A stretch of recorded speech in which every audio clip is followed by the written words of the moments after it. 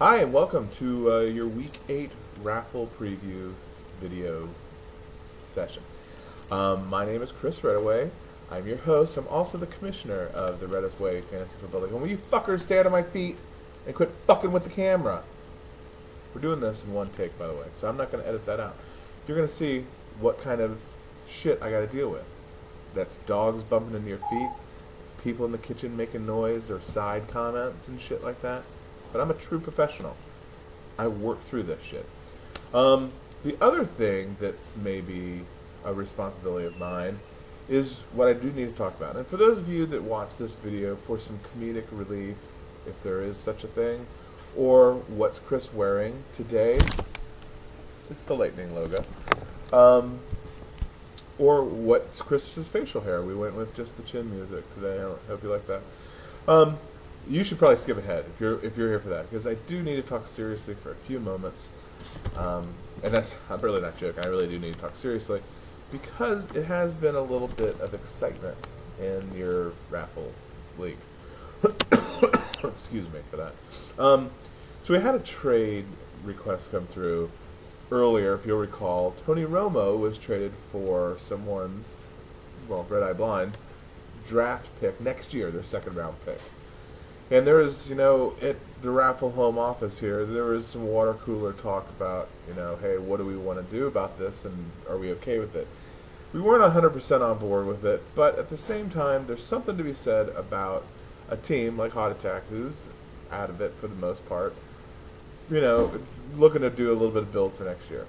So we went back and forth, and at the end of the day, it was, a trade of an established player for more than likely an established player in the second round next year. So, long story short, we approved that trade. But we were wary.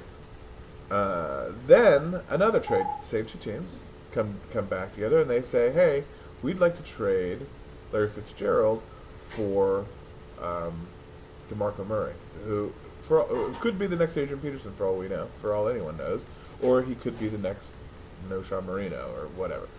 So we that one we weren't crazy about, and I'll be honest with you, at the home office, first blush, we were kind of a split house on how we wanted to kind of go about it. And I'll be honest with you, at the time of this recording, I'm about 51-49% on the decision, but we did make a decision. We had to make a decision, and we decided that we would reject this trade. And I wanted to kind of explain in this video this week why we went this route, so that you understand it. Rather than me just coming down from the mountain with the tablets, you understand why I'm choosing this. Right? So, at first blush, again, it seems like Hot Attack. Let's build for the future. He's trading someone who he's not going to have on the roster next year, right?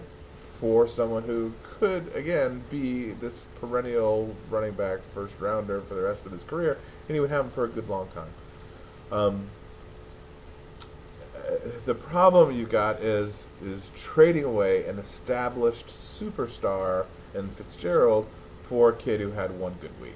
And ultimately, what it came down to was, if John and the Hot Attack tried to drop Larry Fitzgerald to pick up DeMarco Murray, would I allow that type of transaction? Because that's another thing, that has to go on.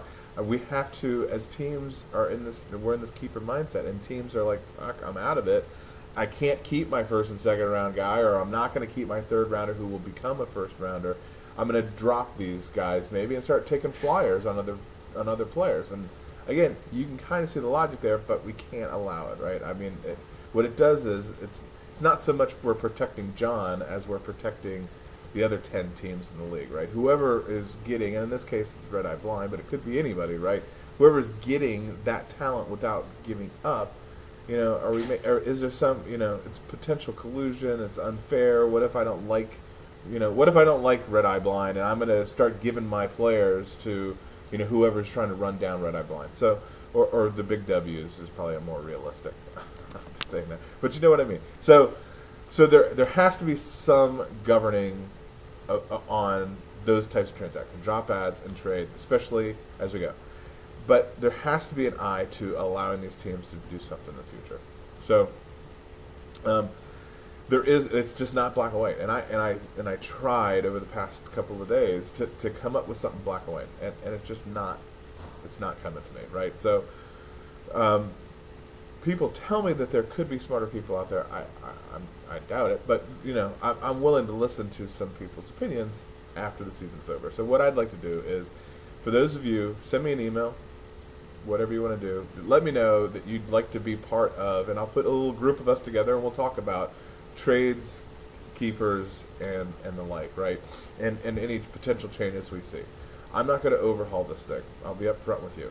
I know that Britt still sends out this bullshit that he doesn't like the keepers, and my only thing I can say back to him is get the fuck out. Because this is the way that this league's going to work. I'm not going to go back to, I can only keep one player, or I can only do this, or no. I like this. There's one little piece that's causing us a little bit of, sand in the oyster, if you will. But it's going to get fixed, and we're going to keep the league going this way. So for any of you that had drafted a note telling me why this league will never work, just put it in the fucking delete thing, because I don't give a shit. And my answer is, if you don't like that, then go start your own fucking league and do it your way, right? So like I said, we're sliding out of the serious part of the conversation, but you get what I'm saying, right? I'm willing to fix it. I'm willing to get some people together. We can talk about it. I had a couple of conversations this weekend with a couple of owners, and there were some halfway decent ideas. Do we tag for you to keep a player? Do you then have like a franchise tag, and a franchise tag player cannot be traded for another player unless he too is a franchise? There are some potential ideas here that we don't have to scrap this system to put in to fix this little hiccup that we had. Both owners I've talked to offline. Both owners understand where I'm coming from and are perfectly fine with it. I was told by Hot Attack, when DeMarco Murray turns into the next Adrian Peterson, he will never talk to me again. But that's besides the point. I gave him a couple of ideas on who he could trade to get DeMarco Murray that would be acceptable off his roster. So hopefully he can work that deal out. So anyway, again, guys, if you were here for any reason other than the serious side of fantasy football here at RaFFLe, I'm sorry that you had to sit through that. Excuse me. But we had to talk about it. So, again, send me a note. Let me know if you're interested. I'll gladly pull this committee together. We'll have a little talk about whether we want to do franchise players or something to that effect. Do we only want to, anyway, we'll figure it out. If we can't come up with black and white, there's always the old standby, which is Chris goes up to the mountain, God speaks to him, and I come back with some tablets. So, there you have it. So let's get back to the fun side of fantasy football. I got a minute or so left. We got the 12th ranked Classified taking on the 5th ranked Red Eye Blind. Classified, just the victory stolen from the jaws of defeat, or I don't know how that goes. Anyway, they lost. And I looked at their roster. There's only one change they could have made. It would have gotten 2 extra points, so they would have only lost by 1 point. Tough. But that's the way the ball seems to be going this year for Classified. You look at this game, they have a chance against Red Eye Blind, but damn, man, it's just, how do you pick them? They are snake bit. Got to go with Red Eye Blind. 5th ranked Red Eye Blind, by the way. They'll get the win this week. Next up, you got the 11th ranked Hot Attack, our other winless team, taking on the Young Studs. Young Studs, impressive. Most points in the league. Takes down the number 2 ranked Thunder last week. An impressive showing. Again, I tried to say something, I think, 2 weeks ago and jinxed the shit out of them. I'll just leave it at that. I'm picking the Young Studs this week, and we'll take it week by week with this team and see how they do. You got the 10th ranked Squirrels taking on the number 2 Thunder. Now, the Squirrels, I think I called out last week as, how did these fuckers ever win a game? And holy shit, they beat a damn good team in the Jerks last week. So it's a question on who are these guys versus, that's the Squirrels, right, versus the Thunder. Hey, how about those guys losing a game when no one would have thought it? I think the Thunder rebounds. Big day for them. They could be the top scorer team this week. So look for the Thunder to take it to the house. Next up, we got the 9th ranked Curtin taking on the 3rd ranked Spankos. Spankos, they didn't just kiss their sister. They fucked their sister with that tie last week because of the fact that it was with the big W's. Of all teams you could tie against, you tie against the big W's. I don't get it. And I'm pretty sure it's the Spenkos that are always in a tie. It's usually the Squirrels I think they tie with. But at any rate, my memory is what it used to be. Last week, Curtin, big win. Spenkos, as we said. This is my upset special. This is my Circle K Thirstbuster, 69 cents, anytime, any size. They're going to, I think they fall this week with the Curtin. I think the Curtin might have found a little bit of mojo with that win last week. I'm looking at their players this week. I kind of like them. I circled them as my upset special, and you should too. We've got the Llamas taking on the W's, 7th ranked Llamas, 4th ranked W's. And despite the fact that the W's tied, the Llamas are awful. We are definitely on the down slope. We're going to start dropping our number 1 and 2. No, I'm just kidding. I wouldn't do that, even though I could do it if I wanted to because I'm the commissioner. But I would never do that. Circle the W's. Lastly, we got the juggernaut, the tight ends. Who will, if anyone, beat these guys? Part of us, I know, are all hoping for a perfect regular season just to get knocked out in the playoffs. But that's just some of us. Again, nobody in particular. Terry. No, the tight ends first rank take on the 6th ranked Stores, who were humiliated last week by the Squirrels. I think the tight ends, that last week was their week, right? I mean, that was their bye week. They survived it.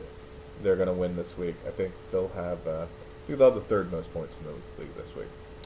So those are the picks.